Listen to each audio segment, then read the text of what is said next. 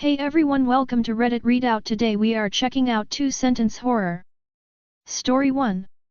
My son's bully has been relentless in terrorizing my son. Story 2. I sighed as my husband called my phone letting me know he hit something in the road. As I walked to the shed for the special shovel, I was relieved when he said it was just a deer this time. Story 3.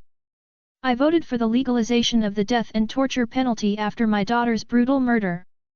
I still remember his laugh as I was sentenced to death for her murder in his place. Story 4. My wife always said the cat was plotting our murder. Earth is getting smaller in the window while a familiar purring mixed with deep snarls is getting closer. Story 5. I instinctively looked up when I heard a noise in the tree branches above me. Unfortunately, that exposed my vulnerable eyes to the predator waiting above. Story 6. Every time I kill a priest I tell them the same thing. Ask God to heal my daughter or I'll keep sending messengers. Story 7. You shall become the animal you eat, the speaker said as I saw everyone transform into farm animals. As I stayed human they all stared at me. Story 8. As a kid I was always told I should never tap on the glass of a fish tank. Apparently it disturbs the people who come to look at me. Story 9. I can see myself and my family smiling from the mirror. My reflection is a better son than I will ever be. Story 10. I'm addicted to biting the skin inside of my mouth. However, I don't think I can do that anymore, because I've eaten a hole through my cheek.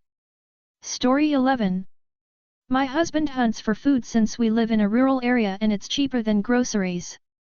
Today, I got curious and asked, "What have you been hunting all this time?" To which he responded, "Hunting for humans." Story 12. At the very end, the spaceship of the last human colony has turned into an absolute nightmare as food and resources reached exhaustion. Thankfully, humanity survived, collectively. Story 13. Unemployed and uninsured, I decided to use fake info at the hospital when I went in for my mangled arm. Months later I received a 6-figure bill with a short note explaining that they tracked me down through my DNA. Story 14. After being sad that my best friend cancelled our plans last minute again, my boyfriend gifted me a new bag. It was just after he told me "you can take her wherever you want" that I realized the bag has the same tattoo as my best friend. Story 15. The scientific breakthrough allowed us to accurately and thoroughly search space for life. After countless searches and evidence, we realized we were the last. Story 16. Unicorns don't exist, I told my 7-year-old daughter as she cried at the news. Later that night, I watched a magnificent white horse with one horn chewing on my twitching body from the other side of the bedroom. Story 17. I knew that I was dreaming when my teeth started falling out. That changed when I woke up, blood was everywhere, and my tongue swept over bare gums. Story 18.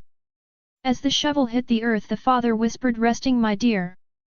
But his blood ran cold as a voice replied from behind him, "But, Daddy, I'm still here." Story 19. After using the bathroom late at night, I absent-mindedly touched the mirror on my way out. I started to worry when I felt something grab my hand and pull me off balance. Story 20. I was excited when I was told that I had been diagnosed with a rare disease. That is, until the doctor asked me what I wanted to name it. Story 21. My father left me in charge of planning his funeral, and one of his last requests was to have entry of the Gladiators played as he was laid to rest.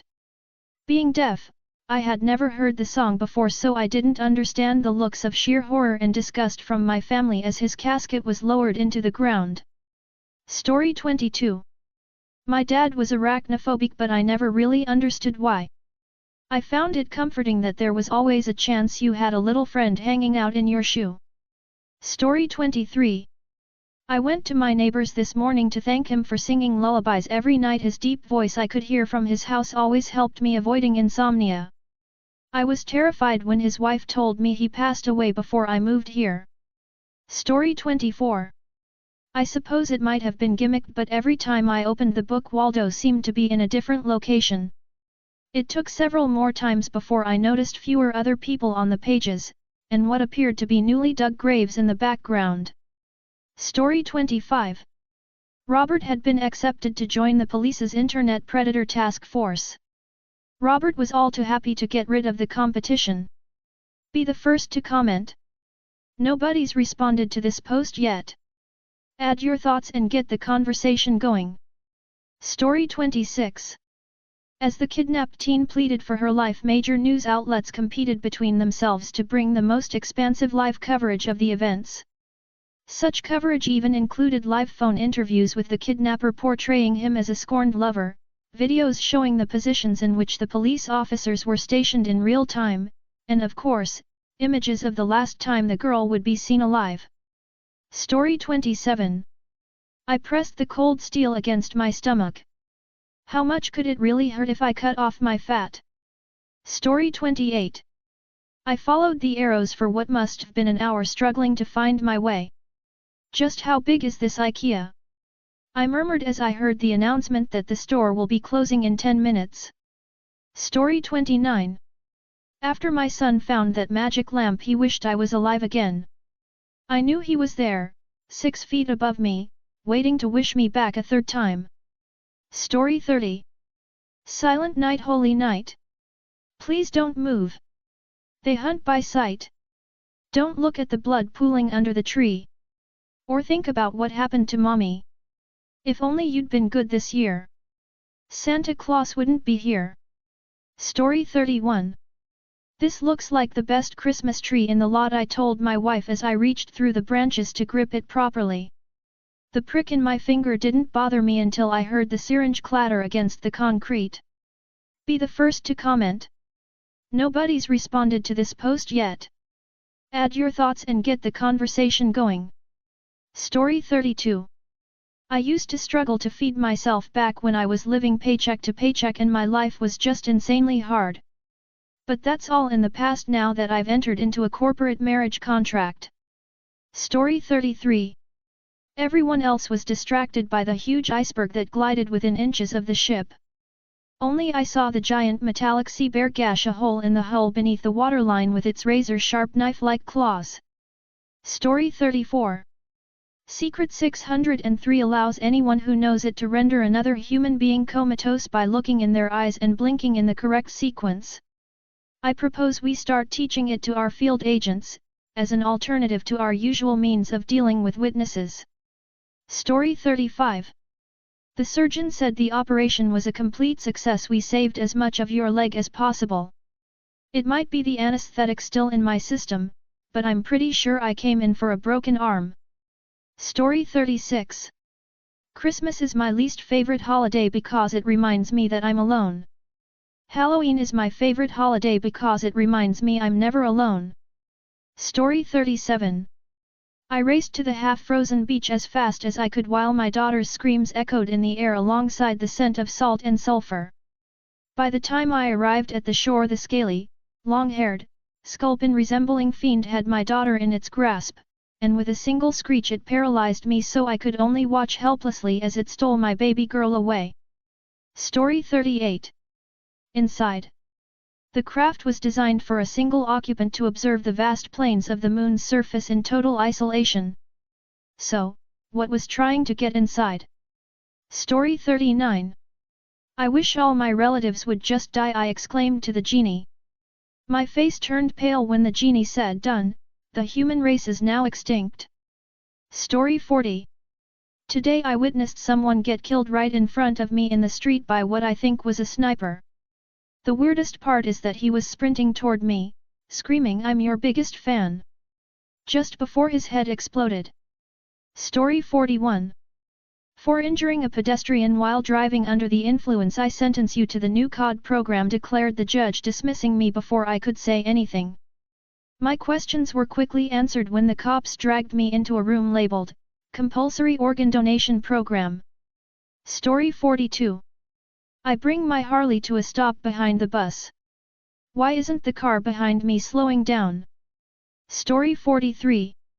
I broke down crying after I had habitually tossed a scrap of meat on the floor for my late best friend. But when I finally wiped away my tears and knelt down to pick it up, it wasn't where I had tossed it. Story 44. Hypothetical question: would you rather eat dog biscuits or baby powder? I don't know, I've never tasted dog before. Story 45.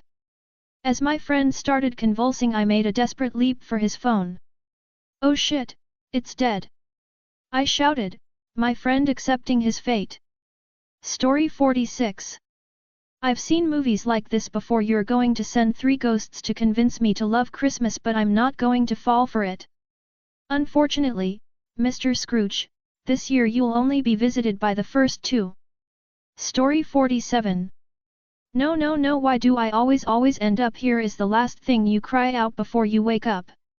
Your next thought is how odd it is you never seem to have any dreams at all. Story 48. My hometown in Hiroshima owns a god-like statue that foretells tomorrow's weather by its face expressions. Today, 5th of August 1945. It showed a sinister smile with its eyes curled up to the back of its head. Story 49. With the advances made in virtual reality, every user could become a god of their own digital world. We have yet to find a single user who didn't abuse the inhabitants of their world in one way or another. Story 50. I watched in horror from under the bed as my older sister was knocked unconscious by the cloaked intruder. As if sensing me, it turned around, revealing itself to be a ghoulish scarecrow, and in a raspy voice it hissed, naughty naughty, no peeking. Story 51. SCP-23. I watched my grandson gleefully shove his 7th candy into his mouth when his mother left the room to take an important phone call. Unfortunately, when he began to choke and gasp for air, I could only watch in dismay, unable to alert his mother nor help him because I am trapped in a wheelchair, cursed to live in a pseudo-coma. Story 52. Unseen, I scream into the void as I watch my son flinch and hear my widowed husband scream. Why are you so much like your mother? Be the first to comment. Nobody's responded to this post yet. Add your thoughts and get the conversation going. Story 53. I thought my wife accepted my autoerotic asphyxiation kink. But as she pulled the stool just out of reach and my vision dimmed, her grin said everything. Story 54. When the man ran to me and pleaded for me to save his son, I laughed and blew his face off. Of course I wasn't actually gonna let the tyke get hurt, but the father deserved to die without that hope. That's all for today. Please don't forget to like and subscribe.